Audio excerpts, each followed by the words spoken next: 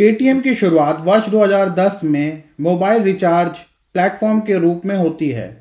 ये अपनी remarkable journey के दौरान कैसे एक फिनटेक स्टार्टअप से एक पेमेंट बैंक की जर्नी तय करता है और आज इसके अस्तित्व पे तलवार क्यों लटकी हुई है और इसका भविष्य क्या होगा, इस पे बात करने से पहले मैं अभिषेक वशिष्ठ आपका स्वागत करता हूं वशिष्ठ जियो स्टोरीज में फिर एक बार एक नए टॉपिक के साथ में। आप चैनल पे नए हैं तो प्लीज सब्सक्राइब करें, नोटिफिकेशन बेल आइकन को ऑन कर दें, कंटेंट अच्छा लगे तो प्लीज लाइक करें और कमेंट करें। तो चलिए शुरू करते हैं। पेटीएम की कहानी 2010 में दिल्ली के एक किराए के कमरे से शुरू होती है। उस समय विजय शेखर शर्मा एक छोटे मोटे रिचार्ज प्लेटफॉर्म को पे थ्रू मोबाइल के शॉर्ट फॉर्म पेटीएम के नाम से लॉन्च करते हैं, जिसका ऑब्जेक्टिव छोटे अमाउंट के रिचार्जेस को इजी बनाना था। शुरुआत में पेटीएम सिर्फ मोबाइल और डीटीएच रिचार्ज की सुविधा देता था और धीरे धीरे कंपनी ने अपनी फैसिलिटीज को बढ़ाकर बिजली के बिल, गैस बिल और लैंडलाइन बिल एक्सेट्रा की पेमेंट स्टार्ट करते हैं। इसके बाद 2014 में पेटीएम अपना game changer Paytm wallet launch करता है, जिसे एक रिवॉल्यूशन की तरह देखा गया। अब लोग इस एप्लीकेशन से बिना कैश के ऑनलाइन और ऑफलाइन दोनों जगह से अपनी पेमेंट कर सकते थे। फिर 2015 में पेटीएम को पेमेंट बैंक का लाइसेंस मिलता है, जिसने इसके लिए नए रास्तों को खोल दिया था और इसकी ग्रोथ को नए पंख लगा दिए। चलिए समझते हैं एक पेमेंट बैंक क्या कर सकता है। New facilities. अब पेटीएम पेमेंट बैंक ग्राहकों को सेविंग अकाउंट ओपन करने की सुविधा दे सकता था, पर जिसकी लिमिट सिर्फ 1 लाख रुपए थी। साथ ही ये डेबिट कार्ड्स और लोन ऑफर कर सकता था। Large customer base. नई सेवाओं के साथ में अब पेटीएम नए ग्राहकों को आकर्षित कर सकता था, जो हुए भी। अभी आप सोचिए कितने पब्लिक और प्राइवेट बैंक होंगे जो आपको 1000 रुपए, 500 रुपए, 250 रुपए, 10,000 रुपए का लोन ऑफर कर सकते हैं, और ये आम आदमी की डेली रिक्वायरमेंट होती है। इस तरह पेटीएम का कस्टमर बेस बड़ा होता जा रहा था। इसके अलावा इस लाइसेंस की वजह से पेटीएम अपने कॉम्पिटिटर्स से एक कदम आगे था और इसी साल अलीबाबा ग्रुप इस कंपनी में शेयर होल्डर बनते हैं, और इन सब रीजंस की वजह से पेटीएम की ब्रांड वैल्यू मार्केट में मजबूत हो रही थी। पर यह तो बस शुरुआत थी। आने वाला समय इनकी ग्रोथ स्टोरी को आसमान तक लेकर जाने वाला था। दिन था 8 नवंबर 2016, समय शाम 8 बजे। प्रधानमंत्री मोदी ने देश को संबोधित किया और कहा, आज मध्यरात्रि यानी 8 नवंबर 2016 की रात्रि को 12 बजे से वर्तमान में जारी 500 रुपए और 1000 रुपए के करेंसी नोट लीगल टेंडर नहीं रहेंगे। ये मुद्राएं कानूनन अमान्य होगी। अचानक हुई नोटबंदी ने देश में खलबली मचा दी और लोग परेशान थे, पर पेटीएम जैसी कंपनीज के लिए लोगों की यह परेशानी कोई वरदान से कम नहीं थी। मार्केट में कैश क्रंच होने की वजह से जहां लोग पहले ऑफलाइन पेमेंट के मोड्स देखते थे, अब वो लोग ऑनलाइन पेमेंट्स के नए जरिए ढूंढने लगे। इसका पता सिर्फ इस बात से पता चलता है, जहां पहले एक दिन में 70 लाख का लेन देन पेटीएम पे हो रहा था, अब वो बढ़कर 120 करोड़ पर डे पहुंच गया था। नोटबंदी के पहले 2 वीक्स में पेटीएम के साथ 50 लाख नए कस्टमर जुड़ते हैं, तो ये तो सिर्फ अभी शुरुआत थी। साल पूरा होते होते पेटीएम ने अपने साथ लगभग 13 करोड़ नए ग्राहकों को जोड़ा। जहां अक्टूबर 2016 में कंपनी का यूजर बेस 140 मिलियन यानी 14 करोड़ का था, वो नवंबर 2017 में सिर्फ एक साल में 27 करोड़ पहुंच गया और कंपनी की वैल्यूएशन डबल होकर $7 बिलियन तक पहुंच गई।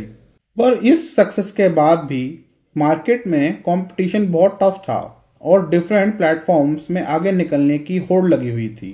कंपनीज कस्टमर्स को अट्रैक्ट करने के लिए अलग अलग ऑफर्स और स्कीम लॉन्च कर रही थी। ऐसे समय में पेटीएम ने एक गेम चेंजर स्टेप चला। ये बताने से पहले ये स्टेप क्या था, हमें पहले इसके बैकग्राउंड को समझना पड़ेगा।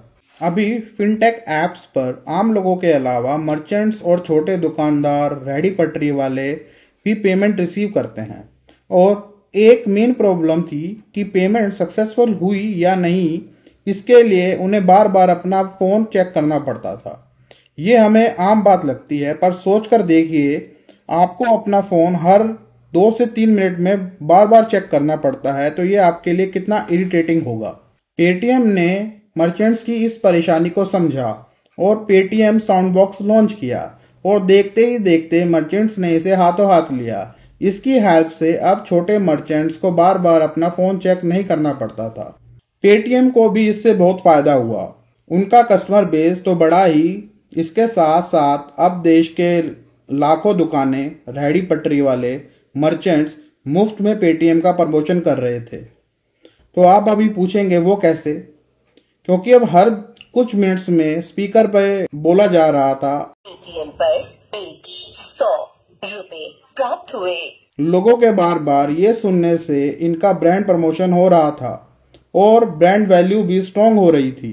इसके बाद 2017 में ये अपनी e commerce platform Paytm mall को लॉन्च करते हैं। सब कुछ अच्छा चल रहा था, पर सब कुछ अच्छा ही होता रहे ये जरूरी तो नहीं है।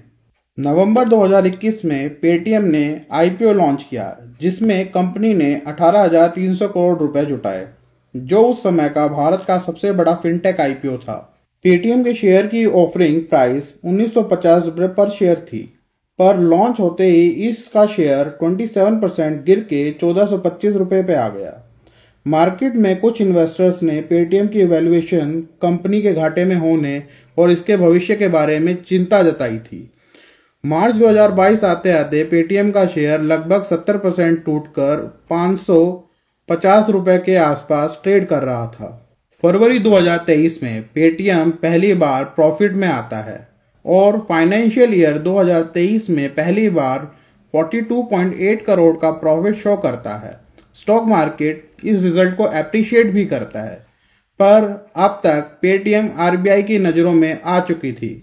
आरबीआई इससे पहले भी पेटीएम को वार्न कर चुका था इररेगुलरिटीज को लेके। अक्टूबर 2021 में पहली बार पेटीएम पर मॉनेटरी पेनल्टी आरबीआई लगाता है, जो कि 1 करोड़ की होती है अंडर सेक्शन 26(2) के वायोलेशन के लिए। मार्च 2022 में आरबीआई फिर एक बार पेटीएम पर न्यू कस्टमर ऐड करने पर रोक लगा देता है। According to RBI, Paytm KYC norms को ठीक तरह से इंप्लीमेंट नहीं कर रहा था। इसके बाद कंपनी का आईटी ऑडिट भी कराया जाता है। इसके बाद अक्टूबर 2023 में आरबीआई पेटीएम पेमेंट बैंक पर 5.4 करोड़ की पेनल्टी इंपोज करता है for non compliance of guidelines of KYC and cyber security. अभी लेटेस्ट न्यूज में आरबीआई ने पेटीएम पेमेंट बैंक को बैन कर दिया है और मौजूदा ग्राहकों को अपना बैलेंस यूज करने और ट्रांसफर करने के लिए 29 फरवरी 2024 तक का समय दिया है। इस रिस्ट्रिक्शन से 29 फरवरी के बाद पेटीएम के फास्टैग, टॉपअप्स, बाकी रिचार्ज फैसिलिटीज जो कि पेटीएम वॉलेट के साथ जुड़ी हुई हैं, वो काम नहीं करेंगी। हालांकि यूपीआई पेमेंट्स आप यूज कर सकेंगे, पर कब तक ये कहा नहीं जा सकता। अभी क्वेश्चन ये है कि आरबीआई ये सब क्यों कर रहा है। आरबीआई ने पेटीएम पे बहुत गंभीर एलिगेशन लगाए हैं। According to news portals, Paytm पे केवाईसी नॉर्म्स ना फॉलो करने और कुछ केसेस में एक पैन कार्ड पे 1000 से ज्यादा कस्टमर लिंक होने के साथ साथ मनी लॉन्ड्रिंग का भी आरोप लगा है। अभी आरबीआई पेटीएम की इंक्वायरी करेगा, पर क्वेश्चन ये है कि आगे क्या हो सकता है और पेटीएम का भविष्य क्या होगा।